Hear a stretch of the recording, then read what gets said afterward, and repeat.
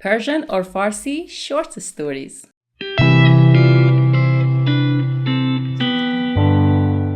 Hello my lovely friends, welcome back to Learn Persian with Asal channel. Today I've selected another short Farsi interesting story. I think it's a kind of famous one, but I don't have any idea who is the author and where it's from. So if you know any information, you can share them in comments with me. Well, let's start it. Step 1. Defining the new words. دانش آموز دانش آموز دانش آموز, or sometimes you may hear شاگرد. همکلاسی همکلاسی is a classmate. It's a common combination, ham plus a noun. For example, همخونه, roommate. هم اتاقی, اتاق is room. It means roommate. همکار is your colleague. معلمی از دانش آموزانش خواست که نامهای همکلاسی هایشان را بنویسند. دیدگاه, opinion, your point of view. برگه paper. آنها پس از نوشتن دیدگاه های خود برگه ها را به معلم دادند.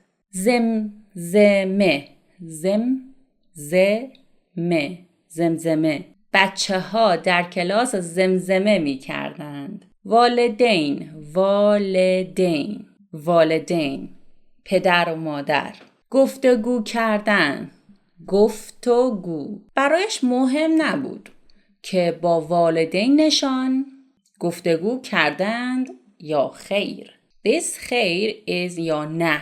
مراسم خاکسپاری. وداع very formal word for خداحافظی. معلم در مراسم خاکسپاری او شرکت کرد و با او وداع کرد. وداع کردن means saying goodbye.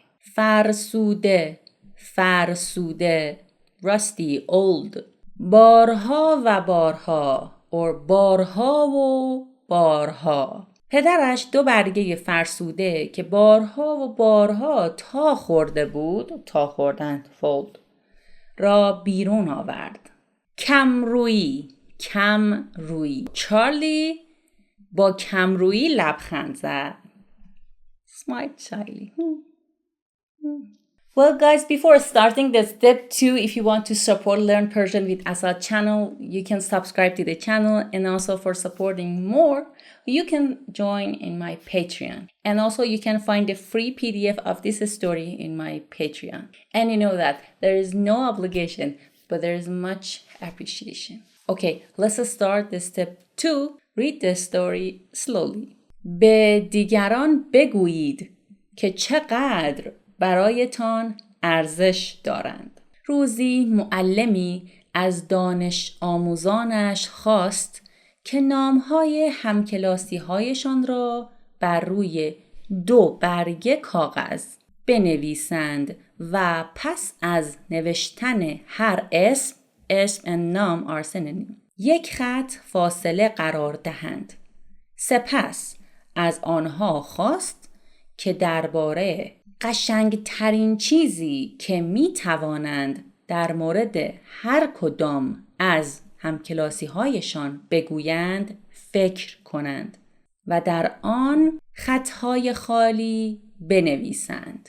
وقت کلاس با انجام این تکلیف درسی گذشت و هر کدام از دانش آموزان پس از نوشتن دیدگاه های خود برگه ها را به معلم دادند و کلاس را ترک کردند. شنبه شد. معلم نام هر کدام از دانش آموزان را در برگه ای جداگانه separately, جداگانه separately, adverb, و تمام نظرات as I said like دیدگاه,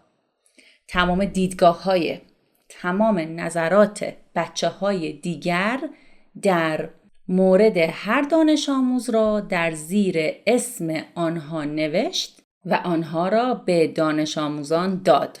شادی خاصی کلاس را فرا گرفت. معلم که داشت بچه ها را با دقت نگاه می کرد این زمزمه ها را شنید. واقعاً؟ من هرگز نمی‌دانستم که دیگران به وجود من اهمیت می‌دهند. من نمی‌دانستم که دیگران اینقدر مرا دوست دارند. مرا is a short form of من را. مرا used in written and literature. مرا دوست دارند. و دیگر صحبتی از آن برگه ها نشد و معلم نیز متوجه نشد که آیا دانش آموزان بعد از کلاس در مورد این تمرین با والدینشان گفتگو کرده اند یا خیر. به هر حال برایش مهم نبود. آن تکلیف هدف معلم را برآورده کرده بود. دانش آموزان از خود و تک تک همکلاسی هایشان خوشنود بودند. با گذشت سالها بچه های کلاس از یکدیگر دور افتادند.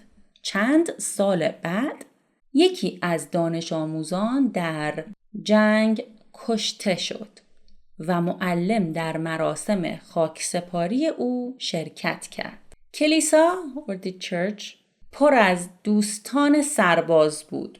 دوستانش با عبور از کنار تابوت وی is a formal and a written form of او used in books, literature, poems که تابوت او or تابوتش از کنار تابوت وی مراسم وداع را به جا آوردند. به محض اینکه معلم در کنار تابوت قرار گرفت و ایستاد، یکی از سربازانی که مسئول حمل تابوت بود به سوی او آمد و پرسید: آیا شما معلم ریاضی مارک نبودید؟ معلم با تکان دادن سر پاسخ داد: چرا؟ سرباز ادامه داد: مارک همیشه در صحبت‌هایش از شما یاد می‌کرد. پس از مراسم خاکسپاری بیشتر همکلاسی‌هایش برای صرف نهار گرد هم آمدند. They gathered together. پدر و مادر مارک نیز آنجا بودند.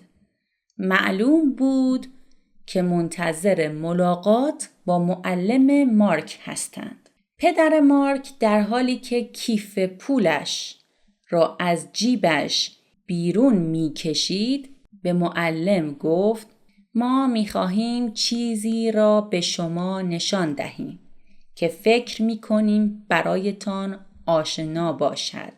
او با دقت 2 برگه کاغذ فرسوده که از ظاهرشان پیدا بود بارها و بارها تا خورده و با نواری به هم بسته شده بودند را از کیفش درآورد. معلم با یک نگاه آن را شناخت. آن کاغذها همانی بودند که تمام خوبی‌های مارک از دیدگاه دوستانش درونشان نوشته شده بود. مادر مارک گفت: از شما به خاطر کاری که انجام دادید متشکریم. همانطور که می‌بینید مارک آن را همانند گنجی نگه داشته است. همکلاسی‌های پیشین مارک دور هم جمع شدند.